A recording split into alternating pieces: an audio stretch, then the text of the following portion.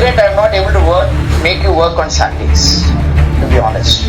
If I can make you work on Sundays, I'll be more happier. I work on Sundays also. You've got to make the fastest, biggest, longest, the largest, everything like that. You've got to work 90 hours a week.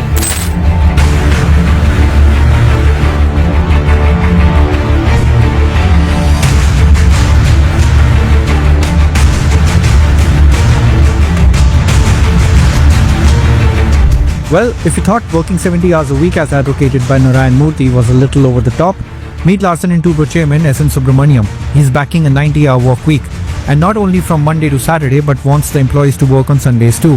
Listen to this undated video once again, which has now gone viral and was recorded during an employee interaction which seems to be a part of the New Year's address by the chairman. Why is L&T still making employees work on Saturdays even after being one of the largest conglomerates and the face of India's business world? I regret I'm not able to make you work on Sundays, to be honest. If I can make you work on Sundays, I'll be more happier. I work on Sundays also. What do you do sitting at home? How long can you stare at your wife? How long can the wife stare at your husband? Come on, get to the office and start working. I was meeting with the Chinese recently, and the gentleman told me, we will beat America anytime. I said, why are you saying that? The Americans work 50 hours a week, we work 90 hours a week. I was a little stunned at his answer. So that's the answer for you. You've got to be on top of the world. You've got to make the fastest, biggest, longest, the largest, everything like that. You've got to work 90 hours a week. Get going, guys. Come on. வணக்கம் மகளே. இந்திய corporate உலகத்திற்கு என்ன ஆச்சு அப்படின்னு தெரியல. ஏனென்றால் இந்திய கார்ப்பரேட் உலகத்துடைய தலைவர்கள் தொடர்ச்சியாக சர்ச்சையில் சிக்கி கொண்டிட்டு இருக்காங்க. அப்படி தற்போது சர்ச்சையில் சிக்கி இருக்கிறது யாருன்னு பார்த்தீங்கன்னா L&T நிறுவனத்துடைய சேர்மன் S.N. சுப்பிரமணியம் அவர்கள். அவர் என்ன பேசியிருக்கார் அப்படின்னு பார்த்தீங்கன்னா, சமீபத்தில் L&T நிறுவனத்துடைய தொழிலாளர்கள் கூட அவர் ஆன்லைனில் உரையாடிட்டு இருக்கும்போது ஒரு தொழிலாளர் அவர் ஒரு கேள்வியை கேட்கிறாரு. அதாவது இந்தியாவின் முகமாக அறியப்படக்கூடிய L&T என்ற ஒரு மிக பிரம்மாண்டமான நிறுவனம், பல்வேறு வகையில் இந்தியாவுக்கு பெருமை சேர்த்து தரக்கூடிய இந்த நிறுவனம், அந்த அதனுடைய தொழிலாளர்களை சனிக்கிழமையில நீங்க வேலை செய்ய சொல்வது நியாயமா அப்படின்னு சொல்லி ஒரு கேள்வி எழுப்புறாரு. அவருடைய ஆதங்கத்தை தலைமை அதிகாரிகிட்ட கேட்கிறாரு. அதற்கு அவர் என்ன பதில் சொல்றாருன்னா, நான் ஞாயிற்றுக்கிழமை வேலை பார்க்குறேன், நீங்கள் சனிக்கிழமையை தான் கேட்குறீங்க, நான் ஆனால் ஞாயிற்றுக்கிழமை கூட வேலை பார்க்குறேன். நீங்கள் வீட்டில் இருந்து உங்கள் மனைவி முகத்தை எவ்வளோ நேரம் பார்த்துக்கிட்டு இருப்பீங்க, உங்கள் மனைவி தான் உங்கள் முகத்தை எவ்வளோ நேரம் பார்த்துக்கிட்டு இருப்பாங்க, உங்களுக்கு போர் அடிக்காதா? அதனால் நீங்கள் ஞாயிற்றுக்கிழமையும் வீட்டில் இருந்து கிளம்பி ஆஃபீஸுக்கு ஆஃபீஸில் உங்கள் வேலையை பாருங்கள் அப்படின்னு சொல்லி ஒரு பதிலை சொல்லியிருக்காரு. இந்த பதில் இந்திய கார்ப்பரேட் உலகத்தில் ஒரு சர்ச்சைக்குரிய பதிலாக போயிட்டுருக்கு, ரொம்பவும் ட்ரெண்டிங்கில் போயிட்டுருக்கு அப்படின்னு சொல்லலாம். இதற்கு முன்னணி சினிமா நடிகையான தீபிகா படுகோனே ஒரு படுகாட்டமான ஒரு விமர்சனத்தை கொடுத்து அவங்க என்ன சொல்றாங்கன்னா, இந்த நிறுவனத்துடைய தலைமை அதிகாரி அதாவது சேர்மனுக்கு மென்டல் பாதிப்பு, அதாவது மனநலம் சரியில்லை அப்படின்னு சொல்லி பல்வேறு விதமான சர்ச்சையான பதில்கள் அவருடைய கருத்துக்கு பதிலடியாக வந்துகிட்டு இருக்கு. உண்மையிலே பார்த்தீங்கன்னா ஏன் இந்த மாதிரி ஒரு கருத்தை சொல்லியிருக்காரு அப்படின்னு எல்லார் மத்தியிலுமே கேள்வி எழும். அதற்கு அவர் என்ன பதில் சொல்றாரு அப்படின்னா, நான் சமீபத்தில் ஒரு சைனாக்காரரை சந்திச்சேன், ஒரு சைனா நாட்டு நிறுவனத்துடைய ஒரு அதிகாரியை சந்திச்சேன். அவர் என்ன சொன்னார் அப்படின்னா, நாங்கள் 90 மணி நேரம் வேலை பார்க்குறோம், வாரத்துக்கு 90 மணி நேரம் வேலை பார்க்குறோம், ஆனால் அமெரிக்கா பார்த்தீங்கன்னா 50 மணி நேரம் தான் வேலை பார்க்குறாங்க. ஸோ விரைவில் நாங்கள் அமெரிக்காவை முந்த போகிறோம், பொருளாதார ரீதியிலும் மிச்ச விதத்திலையும் நாங்கள் அமெரிக்காவை முந்த போகிறோம் அப்படின்னு சொல்லி ஒரு பதிலை சொல்லியிருக்காரு. அப்போ நாம ஏன் அமெரிக்காவை வீழ்த்தக்கூடாது, நாம ஏன் சைனாவை வீழ்த்தக்கூடாது அப்படிங்கிற அடிப்படையில் அவர் ஒரு கருத்தை சொல்லியிருக்காரு. இதற்கு பஜாஜ் ஆட்டோவுடைய நிர்வாக இயக்குனர் ராஜீவ் பஜாஜும் கடுமையான பதிலடிகளை கொடுத்துருக்காங்க. மேலும் ஏற்கனவே இன்ஃபோசிஸ் நிறுவனத்துடைய நாராயணமூர்த்தி என்ன சொன்னார்னா, 70 மணி நேரம் வேலை பாருங்க அப்படின்னு சொல்லி அவரும் ஒரு வாயில் ஒரு வார்த்தையை விட்டுட்டு அவரும் நெட்டிசன்களால் வறுத்தெடுக்கப்பட்டார். தற்போது நெட்டிசன்கள் கடுமையாக வறுத்தெடுத்துட்டு இருக்காங்க L&T சேர்மனை. அவருடைய பேச்சு மிகப்பெரிய ஒரு விவாதத்திற்குரிய பொருளாக இருக்கு. உண்மையிலே இந்த மாதிரி மிகப்பெரிய நிறுவனத்துடைய சேர்மன்களாக இருக்கக்கூடியவங்க, சிஇஓ இருக்கக்கூடிய ஏன் இந்த மாதிரி தொழிலாளர்களுடைய நலனை கருத்தில் கொள்ளாமல், அவருடைய நலனில் அக்கறை செலுத்தாமல் இதை அவர்கள் பேசலாமா? உண்மையிலே பார்த்தீங்கன்னா L&T நிறுவனத்துடைய சேர்மனுடைய ஆண்டு வருமானம் 2024 அவர் கிட்டத்தட்ட 51 கோடியை வருமானமாக பெற்றிருக்கார். 51 கோடி வருமானம் வாங்கின ஆளு ஞாயிற்றுக்கிழமை வேலை பார்க்கலாம், ஒன்றும் தப்பு இல்லை. ஆனால் L&T வாசலில் அந்த செக்யூரிட்டியாக இருக்காங்க பார்த்தீங்களா, கடைநிலை ஊழியராக இருக்காங்க, மிடில் மேனேஜ்மெண்ட்டில் இருக்கவங்கெல்லாம் குறைந்த சம்பளத்துக்கு தான் வேலை பார்க்குறாங்க. 5 லட்சம் 6 லட்சம் 7 லட்சம் இந்த LPAல தான் அவங்க வேலை பார்க்குறாங்க. ஸோ அவங்களுக்கெல்லாம் நீங்கள் இதை சொன்னீங்கன்னா எப்படி ஏற்றுக்கொள்ள முடியும்? ஒரு 51 கோடி ஆண்டு வருமானம் பெறக்கூடியவர் இங்கே, ஒரு ஆண்டு வருமானமே 7-8 லட்சங்களை பெறக்கூடியவர் இங்கே. ஸோ இப்படி இவர் பேசிய போல் மிகப்பெரிய சர்ச்சைக்குள்ளாயிருக்கு. பஜாஜ் ஆட்டோ நிறுவனத்துடைய தலைவர் ராஜீவ் பஜாஜ் மிகப்பெரிய பதிலடியை கொடுத்திருக்கார். அதை பற்றி தான் நம்ம இந்த நிகழ்ச்சியில் பார்க்க போகிறோம்.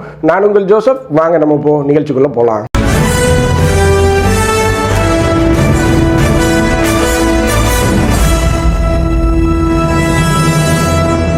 இந்திய கார்ப்பரேட் உலகம் என்ன நடந்து கொண்டு இருக்கு அப்படின்னே தெரியலங்க. ஏன்னா கார்ப்பரேட் உலகத்துடைய மிகப்பெரிய தலைவர்கள்லாம் வந்து தொடர்ச்சியாக சர்ச்சைக்குரிய கருத்துக்களை தான் வெளியிட்டுக்கிட்டு இருக்காங்க. இதற்கு முன்பு பார்த்தீங்கன்னா நம்முடைய இன்ஃபோசிஸுடைய சேர்மன் நாராயணமூர்த்தி அவர் என்ன சொன்னார், வாரத்திற்கு நீங்கள் வந்து 70 மணி நேரம் வேலை பார்க்கணும் அப்படின்னு அவர் ஒன்று சொன்னார். அதற்கு அவரை வறுத்து எடுத்து அனுப்பிச்சாங்க. இப்போ வந்து பார்த்தீங்கன்னா எல்என்டியுடைய சேர்மனாக இருக்கக்கூடிய SN சுப்பிரமணியம் நீங்கள் வாரத்துக்கு 90 மணி நேரம் வேலை பார்க்கணும், அதாவது ஞாயிற்றுக்கிழமை வந்து ஆஃபீஸில் படுத்து கிடங்க அப்படின்னு சொல்கிறாரு. ஸோ இதை சொல்கிறவருடைய சம்பளம் எவ்வளோன்னு பார்த்தீங்கன்னா அவர் வருஷத்துக்கு 51 கோடி வாங்கிட்டு இருக்காரு. ப்ளஸ் ஏகப்பட்ட பெனிஃபிட்டு, சொந்த வீடு இருக்கும், கார் இருக்கும், ஏகப்பட்ட தொழிலாளர்கள் இருப்பாங்க. அவருக்கு உதவி செய்யறதுக்கு மிகப்பெரிய அலவன்ஸ்லாம் அவருக்கு வரும்.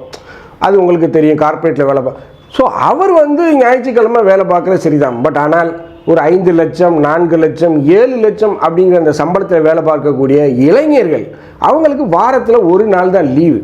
அந்த ஞாயிற்றுக்கிழமையும் நீங்கள் வந்து வேலை பாருங்கள், பிள்ளைக்குட்டியெல்லாம் விட்டுட்டு வந்து வேலை பாருங்கள். எவ்வளோ நேரம் உங்கள் பொண்டாட்டி மூஞ்சியை பார்த்துக்கிட்டு இருக்கீங்க, உங்கள் பொண்டாட்டியும் உங்கள் மூஞ்சியை எவ்வளோ நேரம் பார்த்துக்கிட்டு இருப்பாங்க, உங்களுக்கு போர் அடிக்காதா, இங்கே வந்து ஆஃபீஸில் வந்து வேலையை செய்யுங்களேன் அப்படின்னு சொல்கிறதெல்லாம் என்ன விதமான ஒரு மெச்சூரிட்டியான ஒரு பதில் அப்படின்னு எனக்கு தெரியல. ஸோ இவருடைய பேச்சின் காரணமாக எல்என்டி நிறுவனத்துடைய பங்கு மதிப்புகள், பங்கு சந்தையில் பங்கு மதிப்புகள் கிட்டத்தட்ட 4% சரிஞ்சிருக்கு. 4%னா எல்என்டியோட பங்கு மதிப்பு என்னன்னு தெரியும். 4% தான் அந்த நிறுவனத்துக்கு பேரிழப்பு தானே. இதே ஒரு சாதாரண ஒரு தொழிலாளர் இந்த மாதிரி பேசி அந்த நிறுவனத்திற்கு ஒரு இழப்பையோ ஒரு பொருளாதார ஒரு இழப்பையோ ஏற்படுத்தினா நிறுவனம் என்ன மாதிரியான நடவடிக்கை இருக்கோ அவரை சேக் பண்ணிடுவாங்க, இமிடியேட்டாக டெர்மினேட் பண்ணிடுவாங்க. என்னை பொறுத்தவரை கட்சாரில் இருக்கக்கூடிய மூத்த அதிகாரிகள் எல்லாம் கண்டிப்பாக அவரை சேக் பண்ணணும். ஏன்னா கம்பெனிக்கு மிகப்பெரிய பொருளாதார இழப்பை ஏற்படுத்திக்கிறார். ஆனால் நிறுவனம் என்ன சொல்லுது அப்படின்னா எங்களுடைய சேர்மன் சொன்னது சரிதான், எல்என்டியுடைய சேர்மன் சொன்னது சரிதான், அவர் நாட்டின் முன்னேற்றத்தை கண்டு கம்பெனியுடைய வளர்ச்சியை கருத்தில் கொண்டு இந்த மாதிரியான ஸ்டேட்மெண்ட்டை சொல்லியிருக்காரு. இப்போல்லாம் வந்து பார்த்தீங்கன்னா இந்த மிகப்பெரிய கார்ப்பரேட் நிறுவனங்களுடைய சிஇஓ, சேர்மன், எம்டிலாம் என்ன சொல்கிறாங்க அப்படின்னா அதிகமாக வேலை பாருங்க அப்படின்னு சொல்லிட்டு அதை வந்து நாட்டின் வளர்ச்சியை கருத்தில் கொண்டு நான் சொல்கிறேன் அப்படின்னு சொல்லி நாட்டையும் நாட்டு பற்றியும் உள்ளே இழுத்து போடுறது தான் இப்போ ட்ரெண்டாக இருக்குது. உண்மையிலே பார்த்தீங்கன்னா இந்த நிறுவனங்கள்லாம் அந்த தொழிலாளர்களுக்கு சம்பளத்தை கூட்டி கொடுக்குதா அப்படின்னு பார்த்தீங்கன்னா அதற்குண்டான ஆய்வறிக்கைகள் என்ன சொல்லுதுன்னா நம்ம இந்திய பிரதமருடைய தலைமை பொருளாதார ஆலோசகராக இருக்கக்கூடிய அரவிந்த் சுப்பிரமணியம் என்ன சொல்கிறாருன்னா இந்தியாவில் இருக்கக்கூடிய கார்ப்பரேட் நிறுவனங்களுடைய வருமானம் தொடர்ச்சியாக அதிகரித்து கொண்டே போகுது ஆஃப்டர் டேக்ஸ்க்கு அப்புறம்.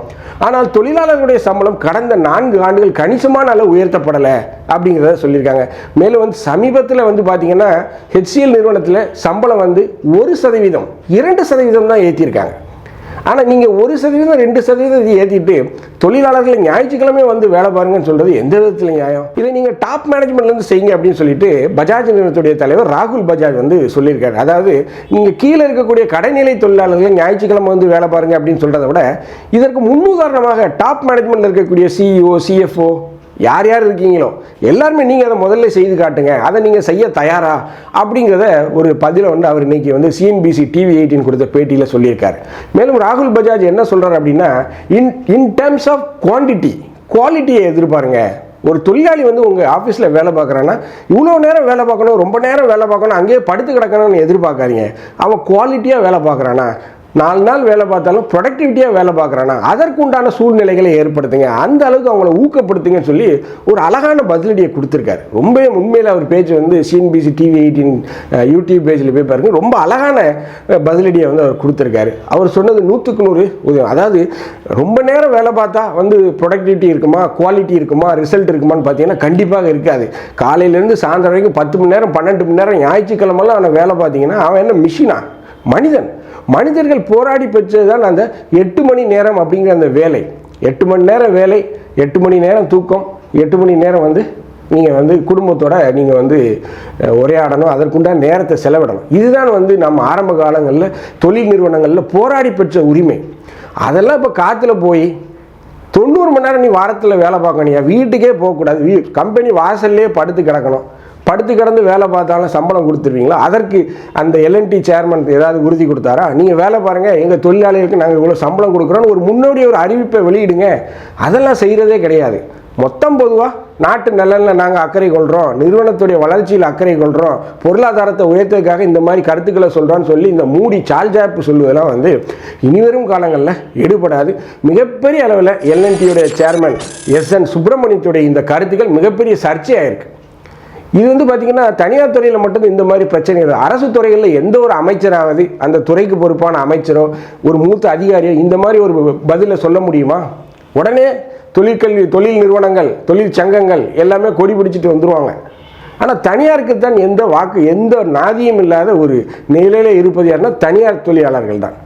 அவங்க வந்து 8 மணி நேரம், 10 மணி நேரம், 12 மணி நேரம்லாம் வேலை பார்க்குறாங்க. ஆனால் இப்போ பார்த்தீங்கன்னா ஞாயிற்றுக்கிழமையே வந்து வேலை பாரு, எவ்வளோ நேரம் உன் பொண்டாட்டி முடிஞ்ச பார்த்துக்கிட்டு இருக்க, இப்படிலாம் ஒரு சேர்பர்சன், ஒரு நிறுவனத்துடைய சேர்பர்சன், இந்தியாவின் முகமாக கருதப்படக்கூடிய எல்என்டி நிறுவனத்துடைய சேர்பர்சன் பேசுவது வந்து உண்மையிலே அருவருக்கத்தக்கதாகவும் அசிங்கமான விஷயமாகவும் நான் பார்க்கிறேன். உண்மையிலே அந்த கம்பெனியோட இதற்கு முன்னாள் தலைவராக இருந்த எம்டி நாயக் அவர்கள் கண்டிப்பாக இதில் வந்து அவர் உள்ளே நுழைந்து நடவடிக்கை எடுக்கணும். மேலும் கம்பெனியுடைய மதிப்பு 4% வந்து பங்குச் சந்தையில் சரிஞ்சிருக்கு. இதெல்லாம் வந்து கண்டிப்பாக ஒரு நடவடிக்கை எடுக்கணும். இந்த மாதிரியான பேச்சுக்களை பேசுபவர் எப்படி முதிர்ச்சியான ஒரு நிர்வாக நடவடிக்கைகளை வந்து கம்பெனியில் எடுப்பார் அப்படிங்கிறது தெரியலை. ஸோ இந்த மாதிரியான பேச்சுக்களை பொது வெளியில் பேசும்போது வந்து கண்டிப்பாக அவர்கள் வந்து யோசித்து பேசணும். இது வந்து அவர் பொது வெளியில் பேசலை, அவங்க எம்ப்ளாயிஸ்க்குள்ளே நடந்த அந்த ஒரு கான்வர்சேஷனை ரெக்கார்ட் பண்ணி போட்டாங்க. என்ன இதுவாக இருந்தாலும் எம்ப்ளாயி எவ்வளோ லட்சக்கணக்கான தொழிலாளர்கள் எல்என்டியில் வேலை பார்க்குறாங்க, எவ்வளோ தொழிலாளர்கள் வேலை பார்க்குறாங்க, எவ்வளோ கான்ட்ராக்ட் தொழிலாளர்கள் இருக்காங்க. அவங்க நலனெல்லாம் அக்கறை கொண்டு நீங்கள் ஏதாவது நடவடிக்கை எடுத்தீங்களா? அதெல்லாம் இல்லை. பட் ஆனால் பொதுவாக வாரத்தில் 7 நாளும் வேலை பாரு அப்படின்னு சொல்கிறது வந்து நம்ம சமூக நீதி பேசிக்கொண்டிருக்க இந்தியா போன்ற நாடுகளில் தான் இந்த மாதிரி விஷயங்கள்லாம் நடந்து கொண்டு இருக்கு. சமூக நீதின்னு நம்ம பேசிக்கிட்டே இருக்கோம். ஆனால் தனியார் தொழிலாளர்களுக்கு கேட்பதற்கு நாதி இல்லாமல் இது எவனாவது வந்து பேசுவானான்னு பார்த்தா ஒரு பேசணும். கம்யூனிஸ்டுகள்லாம் இதை வந்து ஏதாவது பேசுவாங்களான்னு பார்த்தாங்கன்னா வாயே திறக்க மாட்டேங்காங்க. ஸோ தனியார் தொழிலாளர்கள் ஒரு நாதியற்ற நிலையில் இருக்காங்க அப்படிங்கிறத நிதர்சனம். மிகப்பெரிய அரசுடைய அந்த பணிகளை எல்லாம், மெட்ரோ, ரயில்வே ப்ராஜெக்ட்ஸ், மிகப்பெரிய அனல் மின் நிலையங்கள், கப்பல் கட்டும் விஷயங்கள் எல்லாம் வந்து எல்என்டி நிறுவனம் தான் செய்யுது. அரசுடைய வருமானம் மிகப்பெரிய அளவில் மக்களுடைய இதுக்காக பணம் தான் அவங்களுக்கு போகுது. அப்படி இருக்கும்போது கண்டிப்பாக இந்திய அரசு இதை கூப்பிட்டு அவரை கண்டிக்கணும். இந்திய தொழிலாளர் நலத்துறை கூப்பிட்டு அவரை கண்டிக்கணும். இந்த மாதிரி பேசாதீங்க அப்படின்னு சொல்லி ஒரு கண்டிப்பு கொடுத்தால்தான் இந்த கார்ப்பரேட் தலைவர்களுடைய உளறல்கள் வந்து குறையும் அப்படின்னு நான் வன்மையாக பதிவு பண்ணுறேன். உண்மையிலேயே கண்டிப்பாக அவர் தன்னுடைய கருத்தை வாபஸ் பெற்றுக்கொள்ள வேண்டும். அதுவரைக்கும் அவர் வந்து தொடர்ச்சியாக அவருடைய கம்பெனியில் வேலை பார்க்கக்கூடிய தொழிலாளர்களால் கூட அவர் எள்ளி நகையாடப்படுவார் அப்படின்னு தான் நான் பார்க்குறேன். ஸோ என்ன எதுவாக இருந்தாலும் இந்த நிலை வந்து மாறணும். இந்த வீடியோ உங்களுக்கு பிடிச்சிருந்துச்சுன்னா தயவுசெய்து லைக் பண்ணுங்கள், ஷேர் பண்ணுங்கள், சப்ஸ்கிரைப் பண்ணுங்கள். மறக்காமல் உங்கள் கருத்துக்களை கமெண்ட் செக்ஷனில் சொல்லுங்கள். நன்றி, வணக்கம்.